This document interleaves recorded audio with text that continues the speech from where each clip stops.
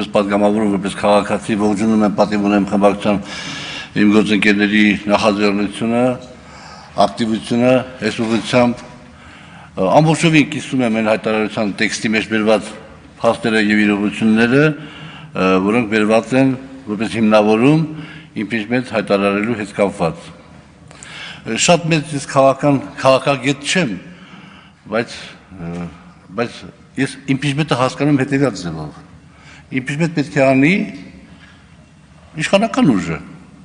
կամ իշխանական ուժի հետ միասին կամ իշխանական ուժի մի մասի հետ միասին ամենակիչը։ Հակառակ դեպքում հնարավոր չի։ Հիմա շատ բարի, պատիվ ունեմ խմբակցության իմ գործընկերներ, հիմնավորումներ եք բերում, որ կառավարությունը չի կատարել իր ծրագիրը վարչապետի գլխավորությամբ, որը հաստատվել ազգային ժողովում եւ հետեւաբար պետք է հեռանա։ Կներեք հազար անգամ էլի, ես մի քիչ հակասական չթվա խոսքս, բայց դուք ինչ կապ ունեք այդ ծրագրի հետ։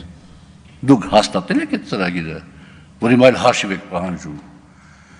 Այդ ծրագիրը հաստատել է Հակոբ Ասլանյանը եւ Հովիկ Աղազարյանը։ Եվ իրանք են հաշիվ պահանջում։ Կներեք, կարող է այս բանը մտքերը ձեր համար ընդունելի չի, բայց թույլ տվեք խոսեմ։ Այդ ծրագիրը հաստատել է Հովիկ Աղազարյանը եւ Հակոբ Ասլանյանը։ Եվ իրանք են պահանջում հաշիվ կառավարությունից։ Եվ հիմա կես կատակ, կես դուրս, որ մենք ասում ենք, որ իշխանությունը ոչ թե մնացած ԿՊՆ-ը, այլ Ասլանյան Հակոբն եւ Հովիկ Աղազարյանը, դա մեջ ինչ-որ իմաստ կա։ Մենք ենք հաստատել վարչապետին ծրագիրը, մենք գտնում ենք, որ ինքը վատ է աշխատում եւ ուզում ենք փոխենք։ Օգնեք, փոխենք։ Եթե շատ ավելի հիմնավորումներ հիմա կանադարամ այդ մտքին, թե որ դեպքում մենք պատրաստ կլինենք նաեւ օգտակարենք ձեր ծրագրին, պարոն Ամեջանյան, բայց հիմա հետեւյալն եմ ասում, որ օգնեք, փոխենք։ Մենք անցալով ամիջապես պարոն Էդգար Ղազարյանի եւ Նարեկ Մալյանի առաջարկությանը արթուն ենք գազམ་ակերպության առաջարկությանը ամիջապես հանդես եկանք նախաձեռնությամբ եւ առաջարկեցինք վարչապետի մեր տեխնացուին Էդմոն Մարուկյանին։ Հա, հրապարակային, ոչ հրապարակային, այնպես խոսակցությունների ժամանակ բոլորը շատերն ասում են, որ Էդմոն Մարուկյանը դա երկրորդ Նիկոլ Փաշինյանն է։ Ո՞նց մենք աջակցենք այդ տեխնացուին։ Հասկացանք, Էդմոն Մարուկյանը երկրորդ Նիկոլ Փաշինյանն է։ Էդմոն Մարուկյանը ավելի վատն է, քան Նիկոլ Փաշինյանը։ Ձեր նպատակը, մեր նպատակը ո՞րն է։ Մեր նպատակը, ձեր նպատակը այն չի, որ 6 ամսով ստեղծենք մի հատ հավասարակշռված կառավարություն, ժամանակավորապես արգելակենք այն սարսափելի գործընթացը, որ այսօր իրականացնում է իշխանությունը, տենակ ինչա տեղի ունենում, եւ գնանք ընտրությունների։ Այդ չի մեր բոլորի նպատակը։ Հիմա Նիկոլ 3 անգամ ավելի Նիկոլը կանի էտի, կամ 3 անգամ ավելի Նիկոլով կարող են կանել դա, կամ ասենք իմ կողմից շատ հարգված Դավիթ Համբարձումյանով, դա արդեն շատ էական չի։ Բայց հարց, ինչու չեն, ասենք, մեր ընդդիմադիր գործընկերները, շատ քաղաքագետները, շատ քաղաքական գործիչներ վստահում Հակոբ Ասլանյանին եւ Հովիկ Աղազարյանին, որովհետեւ գտնում են, որ իրենք Նիկոլ Փաշինյանի պրոյեկտն են։ Հասկացանք, մենք Նիկոլ Փաշինյանի պրոյեկտն ենք։ Ձեր ասածն է։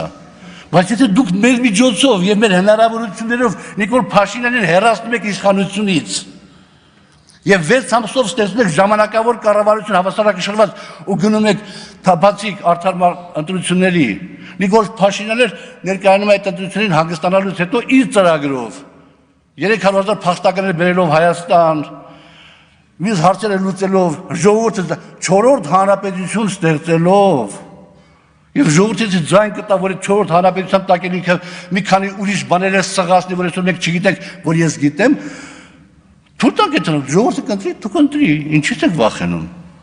Դուք վախենում եք, անհանգստանում եք, որ մենք Նիկոլ Փաշինյանի պրոյեկտն ենք եւ հետեւաբար վստահություն չունենք։ Մենք Հակոբ Ասլանյանն եւ ես անհանգստանում ենք այն հանգամանքով, որ 95 թվականից սկսած բոլոր ընտրությունները կեղծվել են, տոտալ։ Բայց մենք էլ մեր անհանգստությունը ունենք։ Դուք էլ մեր անհանգստությունը հարգեք։ Դե ուրեմն ինչ պետք է անել։ Ինչքան մենք Նիկոլ Փաշինյանի պրոյեկտն ենք, ինչքան Էդմոն Մարուկյանը 3 անգամ ավելի Նիկոլը, քան Նիկոլը, մենք ամենևս առաջարկություն ունենք։ Նստենք, մի հատ խոսանք։ Տեսնենք, որ տեխնացուի դեպքում, այդ ոնց եղավ, որ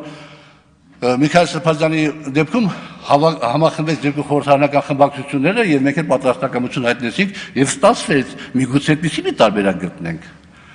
Էլ Միքայել Սրբազյան չկա ամենախորին հարգանքով իր նկատմամբ։ Կան լիքն են այդպիսի մարդիկ, բոլորս կարող է պատահի վստահությամբ լսենք եւ այդ բա քննարկենք մի հատ ինչը։ Մենք մեր անհագստությունները բերենք, մյուսների հետ անհագստությունները բերենք, քննարկենք, գտնենք այն տեխնոլոգիան եւ այն ճանապարհը, որը հնարավորություն կտա 6 ամսով Հայաստանում ստեղծել այսպես կոչված ժամանակավոր հավասարակշռված կառավարություն, որի ընթացքում որևէ քաղաքական ուժ չկարողանա քաղաքական վերմակը քաշել իր վրա ու գնանք 26 թվականի ընտրություններին եւ քաղաքական իմաստով արդեն իր նկատմամբ քաղաքական իմաստով հաշվի հարդար տեսնենք։ Հետևաբար ես առաջարկում եմ, որ նախ նորից եմ ասում ողջունում ես ամեն ինչը, բայց առաջարկում եմ, որ քննարկումների ինչ-որ բան սկսվի,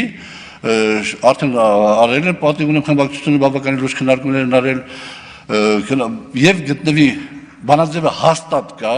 100% բանաձևը կա, ցանկացած իրավիճակից երկի համար բանաձևը կա, կարևորը այդ բանաձևը գտնելն է։ Մենք պատրաստական ենք այդ քննարկումներին մասնակցելու։ Շնորհակալություն։ Շնորհակալություն։ Արձանագրենք, որ լսումները տևում են 1 ժամ 45 րոպե, բայց այս պահի դրությամբ մենք կարող ենք ֆիքսել, որ առաջին